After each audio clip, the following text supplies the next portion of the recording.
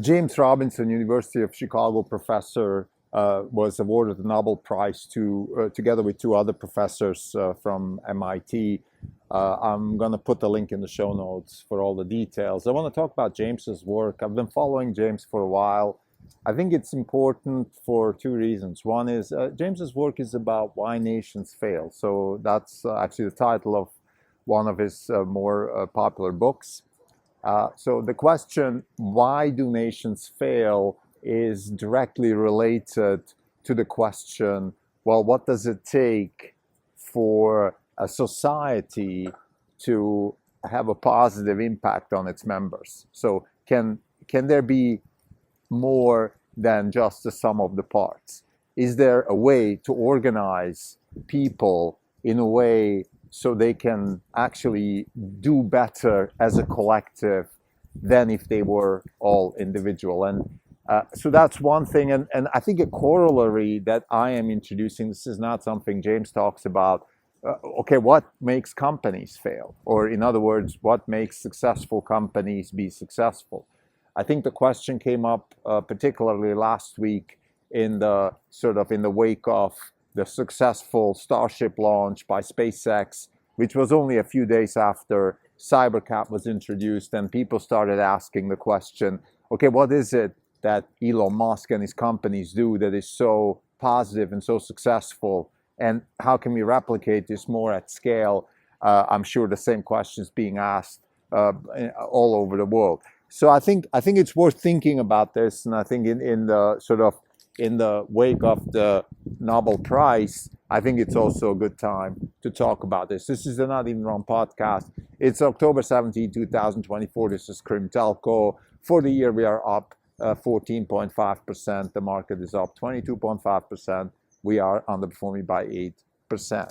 So let's talk about the Nobel Prize. First, James Robinson. He's a political economist, philosopher at the University of Chicago. I think really in sort of the tradition of the university, he is very meticulous about the science, but also an intellectual in a sort of creative way. So he definitely thinks, he has an open thinking process. He surprises, he's creative, and he's also very honest, intellectually honest. Just one episode from a Big Brains podcast that was published a couple of years ago, where he was asked whether he consults countries, whether he's sharing his knowledge with countries, and he says that he doesn't like to be a consultant because that's kind of like a jack of all trades, and people basically just go around, make money, and really don't do real work. Just to mention some names like what's this NYU guy? I think Ariel Rubini or something like that. He will be the exact opposite, in my opinion, a charlatan that just goes around and shares vacuous opinions about nothing, just because people sometimes out of desperation, sometimes out of corruption, hire people like him to quote unquote consult. So James Robinson is the exact opposite, an intellectual, an honest person, and a really useful person also. And that's, I think, what the Nobel Committee has acknowledged today. Now, before I go there, just a little caveat. I'm not a big fan of the Nobel Prize in Economics for a couple of reasons. First, it wasn't really intended by Nobel in the first place. There's a question mark on economics as a science in the first place. In my opinion, there's only one science, which is physics, or the study of nature. Everything else is in some way or form a derivation of that. But when it comes to economics and social science, I think we have to be honest to ourselves and ask ourselves, okay, what can we actually do? What can we what's in the realm of possibility if we assume the best case scenario? And I think answering that question also opens the door for a real serious science of economics, a real serious science of generally social science. And the answer of the question is actually exactly what James Robinson is doing, which is, how can we organize ourselves so that members of our society all have a better shot at a better future? This, in my opinion, is the ultimate mission statement of any social science, in particular economics. Now, let's go on. Why do I think this is important other than the obvious? I mean, I want everybody to be better off, and particularly, I want my kids to be better off in the future. So I want to understand if there are things that I can do better in organizing myself, my family, and my circle, my community, my country a little bit better. And then, of course, like I said, there's a corollary. What kind of company do I want to work for? What is the fabric of a company that has a higher likelihood of positive outcomes? A lot of people in business schools make that mistake. They go to business school and they start thinking about sectors. Oh, I want to work in banking or consulting. That's not what they should be doing. What they should be doing is ask themselves, what is the kind of structure of a company that I'm looking for? And certain things appeal to certain people. I personally like what you eat, what you catch type of companies, accountability, transparency, P&L, clear cut. This is what you make, this is what you get paid for. Other people don't like that. Other people like more maybe convoluted companies where compensation is not so clear, where culture is not so clear. Reed Hastings in his book, No Rules, says that the culture is what gets you fired, culture is what gets you promoted, right? That's clear. That's very, transparent. I like companies like that. But let's get back to James Robinson's work. What makes countries fail? So the fundamental thesis is that it's about the organization, it's about the incentive structure, and he particularly talks about the extractive incentives and the inclusive incentives. Extractive incentives are incentives such as, my friend gets a license and he has the monopoly to sell car parts in my country. For example, something that happens in countries like Lebanon or Sierra Leone and so on and so forth. And then, another extractive incentive would be that women get more paid leave than men. That's extractive in a sense that it is benefiting one part of society at the expense of another part of society. Inclusive incentives are property rights. Property rights, everybody has them. They're general, they're overarching, and they apply to everybody, and they give everybody the same chance to take advantage of them. Patent law is an inclusive incentive because everybody has a chance to create something new, to create a technology, and to patent it, and then take advantage of that. So and the list goes on and on. So you can kind of measure a country based on those things. And I think there's this canonical example of East Germany versus West Germany, or you have another example which is on the border of Mexico and the United States, where I think there's a Nogales in Arizona and a Nogales in Mexico. Two cities, same culture, almost same people, but completely different outcomes for the society, because one has extractive incentives, which is Mexico, where we have a one-party state, one crony capitalist type party state, where a small sliver of rich people exploits everybody else. The other is a lot more checks and balances and a lot more inclusive incentives, which is really what the United States and states like Arizona have been built on. Now, having said that, I want to just put this in as a political statement where a couple of weeks before the election, I think the United States, unfortunately, has been sort of sliding towards more extractive incentives, extractive or even confiscatory taxing. In California, for example, is one example. We have a lot of the policies that the Democrats are proposing, forgiving student loans, giving black men $20,000 off a loan. These are all extractive measures, and that's not a good thing. And I think that's part of the problem of the Democratic Party. Whether they win or not is a different story, but it's definitely not the right path for anybody who actually is a true liberal. For anybody who cherishes freedom, this should be red flags. Another thing I want to mention is something that comes actually from Argentina. It's the concept of political anomie. Political anomie is borrowed from social anomie. Social anomie is is a common term in sociology, which just means sort of a deterioration of norms, deterioration of values. And political enemy is the same in the political realm. What that really means is that political people, whether it's elected officials or unelected bureaucrats, start breaking the law, or if not breaking the law, at least act in an unconstitutional way. One example would be the California Coastal Commission, which has been acting in an unconstitutional way when they did not give permission for SpaceX to start 50 rockets from one of the California launch sites. Because the reason they gave was purely political, and that is, of course, unconstitutional because it breaks the First Amendment and other laws also, but that's fundamental. There's other examples, in particularly related to Elon Musk's companies. For example, Europe wants to fine Elon Musk because he has he's doing certain things that are supposedly not good for Europe in terms of X, and I don't want to go into details. But again, look, you can disagree with let's say what's being said on X, but you cannot undermine your own institutions and do unlawful things just to make a point, because that opens up a Pandora's box, and the Pandora's box opening is the beginning of the end of a society that's political enemy. So I think in that realm, I see this Nobel Prize as a signal.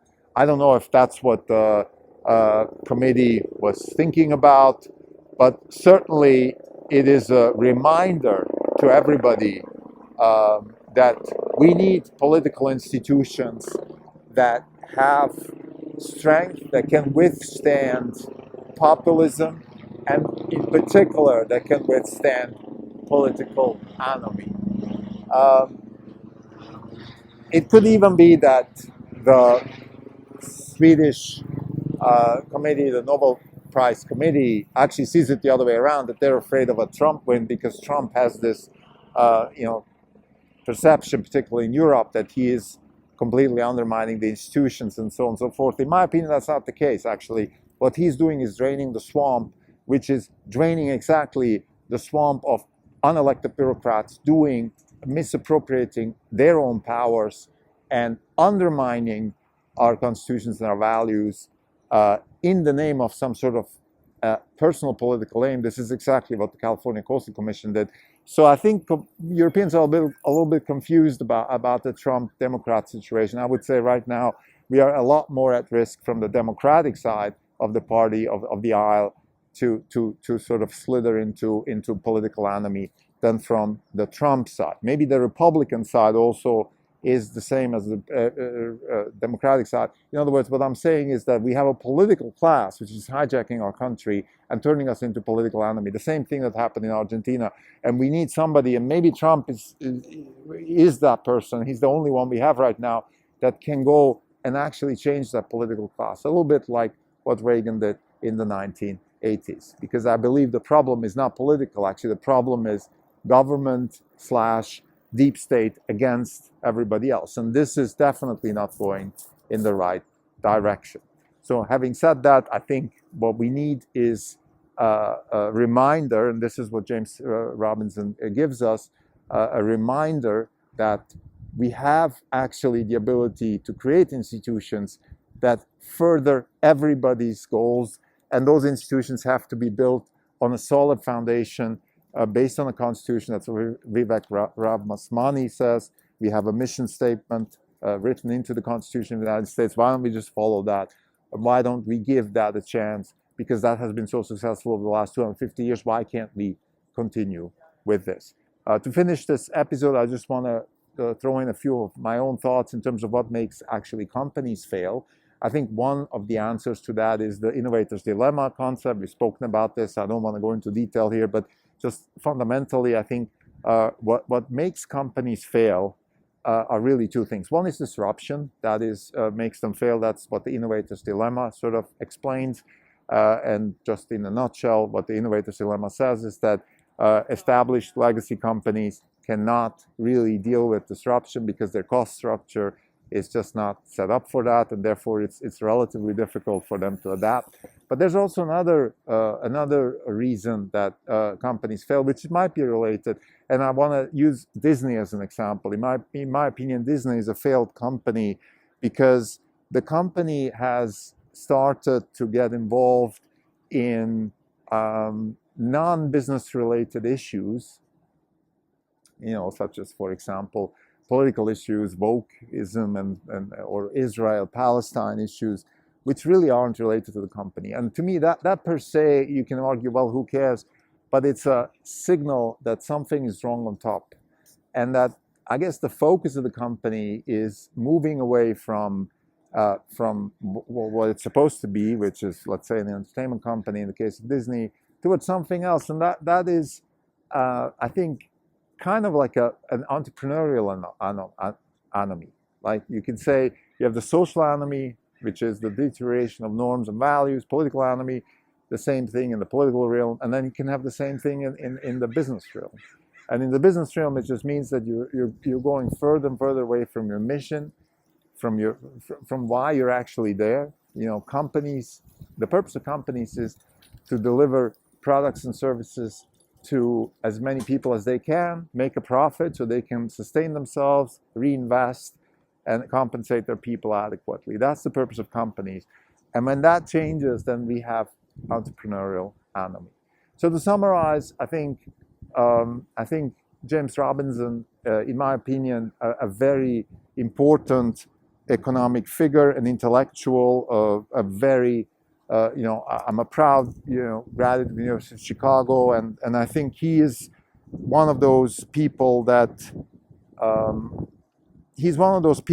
make you really proud of being part of this institution, because he has this combination of intellectual rigor and openness and creativity that I think that it takes to add value to a field like economics. He is also drawing a very clear line about what actually economics is about. And I think it's important to remind ourselves, particularly in this day and age where fiat economics has been hijacked by Fed-friendly, monetary charlatans, there is a place for economics. And I think James actually makes an incredibly important contribution in his follow-up book, which is called The Narrow Corridor. And I want to talk about this a little bit.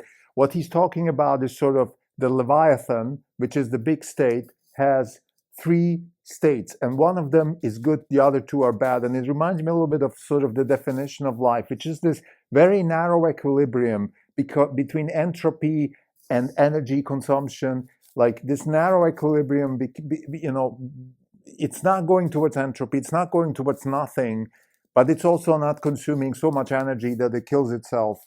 So it has to be sort of a narrow corridor. In the same way, I see a functioning society, call it a government, in this narrow corridor. So the Leviathan is, China, Communist Party, Russia, Putin, church in the Inquisition times, and sort of one party, one dictatorship type state. Then you have the anti-Leviathan, or the sort of, which James called, I'm not sure he calls it anti-Leviathan, but what he means is societies like Yemen, Lebanon, where the society takes over the Leviathan. So there's no state. It's just tribes, rituals. India is probably similar, even though now with Modi, it's becoming kind of more of a top-down Leviathan, but it's more like tribes and individuals and individual rituals and customs run the show. Afghanistan, right? There's no law, there's no institution you can go to protect your property rights. It's what the eldest say or what the strongest says and things like that. And the narrow corridor is in between, right? You have society keeping the Leviathan in balance and the Leviathan keeping society in balance. And this is the fine line that we have to strike, that we were able to strike with the US Constitution as a mission statement. And if we follow that mission statement and build our institutions on inclusive incentives, like property rights, liberty, freedom of speech, freedom of expression, these types of things, the right to defend yourself, whether it's with arms or not. I don't even want to go into that conversation, but you need to have the right to defend yourself. Otherwise, the First Amendment makes no sense. So things along those lines, they need to be given to everybody so a society can flourish. Thank you.